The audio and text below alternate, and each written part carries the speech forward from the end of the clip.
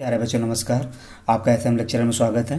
कि पिछले वीडियो में मैंने आपको कोलिनियर की बातें बता दी थी। अब हम कोलिनियर की बात को समझाते हुए आगे क्वेश्चन करा रहे थे। क्वेश्चन ये थे, इसको कोलिनियर आपको प्रूफ करना था, यानी कि संरेख प्रूफ करना था। कि देखिए संरेख प्रूफ करने के लिए क्या होगा कि अगर किसी क्वेश्चन पे अगर हमारे पास त्रिभुज का जो क्षेत्रफल है, त्रिभुज का अगर क्षेत्रफल अगर 0 आ जाता है तो बच्चे वो पॉइंट्स क्या होंगे, कोलिनियर होंगे।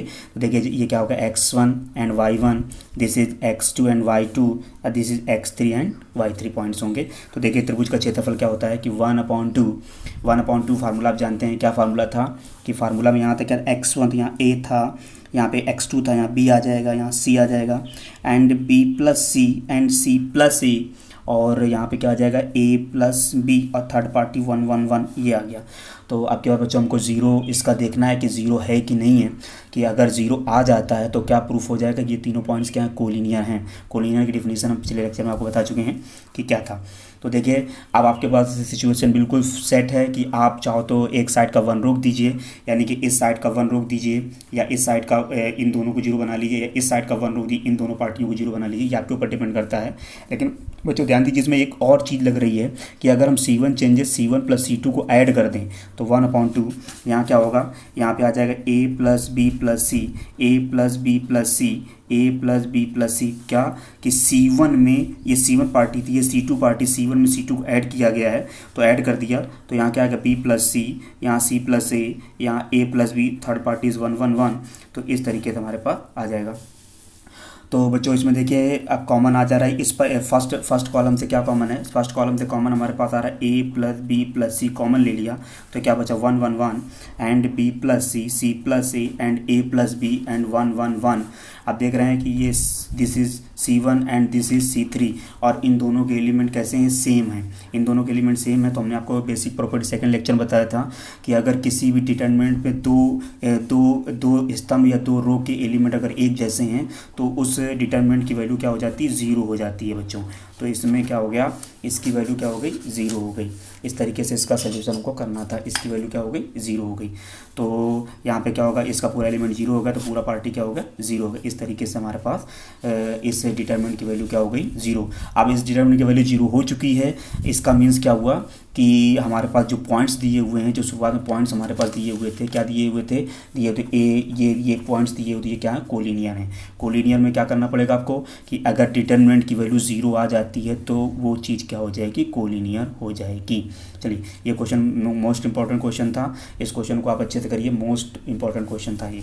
चलिए अब हम लोग नेक्स्ट क्वेश्चन की तरफ चलते हैं। हमारे जो नेक्स्ट क्वेश्चन है, नेक्स्ट क्वेश्चन क्या है जो हमारे पास है, क्या लिखा है, के किस मान के लिए। हमारे पास क्वेश्चन क्या कह रहा है, के किस मान के लिए हमारे पास क्वेश्चन बोला गया है। के किस मान के लिए आपको निकालना है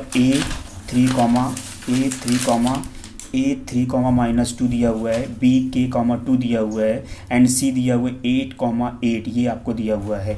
यानी कि क्वेश्चन में क्या दिया गया है कि क्वेश्चन में हमारे पास जो प्रूविंग दी गई है वो ये है कि क्वेश्चन का कहना ये है कि हमारे पास के किस मान के लिए 1 पॉइंट ये दिया हुआ है, 1 पॉइंट ये दिया हुआ है, 1 पॉइंट हमारे पास ये दिया हुआ है, और ये क्या है, कोलिनियर हैं। बच्चे यहाँ पे क्या है, कोलिनियर है। कोलिनियर करने के लिए क्या करेंगे कि इसका सलूशन स्टार्ट करते हैं। इसका सलूशन स्टार्ट करने के लिए हम लोग करेंगे कि इसमें आपको करना ये है कि इसके पॉइंट्स लेंगे और इसके बाद हम डिटरमिनेंट्स का फार्मूला लगाएंगे, और डिटरमिनेंट्स का फार्मूला लगाने के बाद उसको 0 दिखाएंगे। देखिए कैसे करेंगे। चलिए एक क्वेश्चन हम आपको इसका बता देते हैं, इसके बाद आप लोग इसका करने का प्रयास करें। जैसे क्वेश्चन नंबर सेकंड में p की वैल्यू पूछी गई, यहाँ पे p आया हुआ है, यहाँ पे p आया, p की वैल्यू निकाली तो p निकालना है।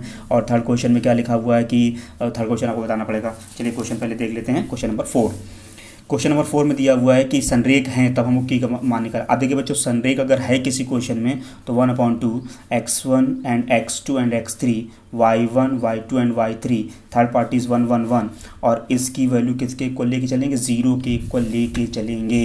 मतलब किसी क्वेश्चन में अगर ये चीज़ आती है तो इसको हम 0 के इक्वल लेके चलेंगे।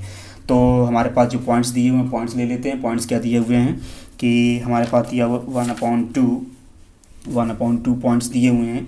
पॉइंट्स दिया 1/2, और x1 की पार्टी क्या है, दिस इज पार्टी। अब पहले पॉइंट्स ले लेते। पॉइंट्स क्या दिए हुए हैं कि पॉइंट्स दिए हुए हैं कि a इक्वल दिया हुआ है 3 कॉमा -2 ए का वैल्यू दिया हुआ है, यहाँ पे बी के वर्टेक्स दिए हुए हैं k कॉमा 2 एंड सी के वर्टेक्स दिए हुए हैं 8 कॉमा 8। तो this is x1 y1 x2 y2 and x3 and y3। तो फार्मूले में वैल्यू लगा दीजिए, क्या होगा 3k यानी कि 3 आएगा, फिर k आएगा, फिर 8 आएगा, 3k 8 आएगा, फिर क्या आएगा -2 आएगा, फिर -2 के बाद क्या आएगा 2 आएगा, इसके बाद क्या आएगा लास्ट में 8 आएगा, लास्ट में क्या आ जाएगा 8 आ जाएगा। और third party is 1 1 1, third party क्या होगी इसमें 1 1 1 होगी, थर्ड पार्टी में यहाँ पे क्या होगा 1 1 1 लिखेंगे। तो यहाँ 1 1 आ गया इस तरीके से। तो अब इसका सोल्यूशन आप पे डिपेंड करता है कि इसमें क्या लिखा हो इक्वल में 0। देखिए 1/2 मल्टीप्लाई में वो क्या जाएगा डिवाइड में जाएगा, तो पूरी पार्टी क्या हो जाएगी 0 हो जाएगी, तो 1/2 पार्टी ही 0 हो जाएगी। तो अब हमारे पास बचा गया 3 बचा, k बचा, 8 बचा, -2 2 8 बचा, 1 1 1 बचा, और ये इक्वल में क्या हो गया 0 हो गया। आप चाहो तो आप यहाँ से प्रसार कर दीजिए, तो प्रसार कर, या आप दो पार्टियों को 0 कर दीजिए, जैसे ही 1 करोगी 2 0 कर दीजिए, या आप प्रसार कर दीजिए। वैसे यहाँ पर प्रसार करना ज़्यादा अच्छा है। देखिए प्रसार करके कैसे करते हैं, पहला एलिमेंट ले लेंगे 3 ले लेंगे, ये कैंसिल तो 2 आएगा, यहाँ पे 8 माइनस का हो जाएगा, माइनस है तो किसका हो जाएगा प्लस का हो जाएगा, ये कैंसिल, इसका मल्टीप्लाई तो k माइनस का 8 होगा। बच्चों ये बता चुके हैं आपको, बस शर्तें हम जल्दी जल्दी कर दे रहे हैं कि 8k और यहाँ पे क्या होगा 16 होगा, यहाँ इक्वल में क्या हो जाएगा 0 हो जाएगा। तो यहाँ देखिए सब्ट्रैक्शन में कितना होगा, माइनस का 6 बचेगा, मल्टीप्लाई होगा तो माइनस का 18 होगा, यहाँ 2 का मल्टीप्लाई करें तो 2k माइनस का 16 होगा, यहाँ पे क्या आएगा 8k माइनस का 16 इक्वल 0 हो जाएगा।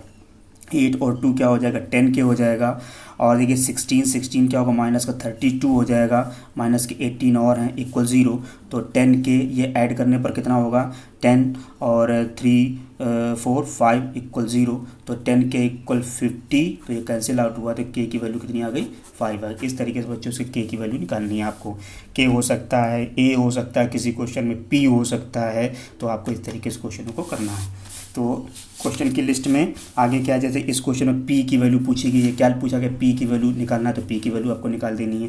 फिलहाल आप क्वेश्चन ले लेते हैं 5, आप ये क्वेश्चन स्वयं करिए, p नंबर अगर कोई दिक्कत आ रही तो आप कमेंट्स कर सकते हैं। तो क्वेश्चन नंबर 4 ले लेते हैं। क्वेश्चन नंबर 4 में क्या कहा गया है कि क्वेश्चन नंबर 4 की प्रूविंग में हमारे पास जो दिया हुआ है, क्या दिया हुआ है कि कहने का उसका मतलब ये है कि अगर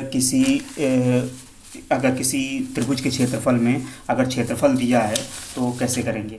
देखिए तो क्वेश्चन का कहना क्या है कि हमारे पास पॉइंट्स उसके दिए हुए हैं कि a का पॉइंट्स दिया हुआ 2, -6 एंड b का पॉइंट्स दिया हुआ 5, 4 एंड c का पॉइंट्स दिया हुआ है k, 4 और क्षेत्रफल कितना दिया हुआ 35 दिया हुआ है, यानी कि एरिया ऑफ ट्राइंगल क्या दिया हुआ 35 दिया हुआ है।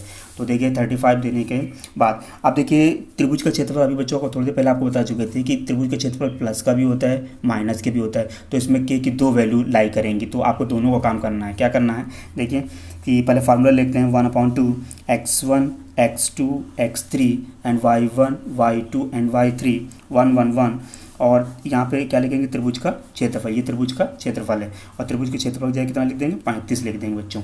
तो 1/2 आप देखिए पॉइंट्स लिखिए, ये x1 था 2 आ गया, ये x2 हो गया 5 हो गया, यहाँ पे k आ जाएगा, यहाँ -6 होगा, यहाँ पे 4 आएगा, यहाँ पे 4 आएगा, थर्ड पार्टी 1 1 1 इस तरीके से। अब देखिए यहाँ पे क्या लेंगे प्लस का, तो ये साइन आपको हम बाद बता देंगे कि प्लस का लेना है कि माइनस, यहाँ पे प्लस का माइनस दोनों का सिंबल लेंगे, तो क्रॉस मल्टीप्लाई करेंगे तो ये 2 का मल्टीप्लाई इसमें होगा तो कितना आ जाएगा 70 आ जाएगा। अब देखिए यहाँ पे क्या 2 आएगा 5 आएगा k आएगा, -6 होगा 4 होगा 1 1 1 होगा, इस तरीके से होगा। अब इसका एक्सपेंशन कर देंगे, तो एक्सपेंशन करने पर क्या होगा कि 2 लेंगे, ये कैंसिल तो 4 -4, देखिए बच्चों ये कैंसिल तो ये क्या होगा 4 -4, और 6 किसका हो जाएगा प्लस का हो जाएगा, ये कैंसिल तो क्या आ जाएगा 5 k and third party is 1, ये कैंसिल होगा तो 20 और माइनस का 4k, तो ये 0 हो जाएगा, कट के पूरा 0 हो जाएगा, तो 70। यहाँ देखिए 6 का मल्टीप्लाई करिए 30 -6k, और यहाँ देखिए 1 का मल्टीप्लाई करें तो वही रहेगा, इस तरीके से आ जाएगा, यानी कि ये हमारे पास आ जाएगा। अब देखिए 30 20 50 और 50 यहाँ सब्ट्रैक्ट हो जाएगा करके, तो यहाँ क्या बचेगा 20 बचेगा, और यहाँ देखिए 6k और ये क्या होगा माइनस का 10k, तो माइनस का 10k इक्वल क्या आएगा 20, तो कैंसिल आउट हुआ तो k की वैल्यू आ गई -2। एक आंसर आपको बच्चों ये हो जाएगा। जब हमने पॉजिटिव डायरेक्शन लिया, यहाँ पे क्या करेंगे पॉजिटिव लेंगे तब हमारे पास ये आंसर हो जाएगा। इसी तरीके से बच्चों आपको यहाँ पे एक बार 35 किसका ले लेना है, माइनस का ले लेना है। तो देखिए 35 जब माइनस का ले लेंगे तो 1/2 इस तरफ की डिटरमिनेंट का पूरा आंसर वही होगा, यानी कि जब यहाँ तक आप पहुँचेंगे तो इसका आंसर वही होगा, इसका आंसर वही आने वाला है। क्या आने वाला है कि जब पूरा डिटरमिनेंट सोल्यूशन होगा तो क्या आएगा कि 35 माइनस के लिए यहाँ पे 30 आएगा, और यहाँ 1/2 तो चल ही रहा था बाहर, जो ये आपका 1/2 चल रहा था, ये अभी हमने मल्टीप्लाई नहीं किया, क्रॉस मल्टीप्लाई नहीं किया तो 1/2 बाहर है। तो यहाँ पे आ गया 30 और माइनस का 6k और प्लस का 20 और माइनस का 4k। अब यहाँ देखो क्रॉस मल्टीप्लाई करेंगे तो क्या आएगा माइनस का 70, और यहाँ पे 50 होगा ऐड करने पर, और यह क्या हो जाए 6।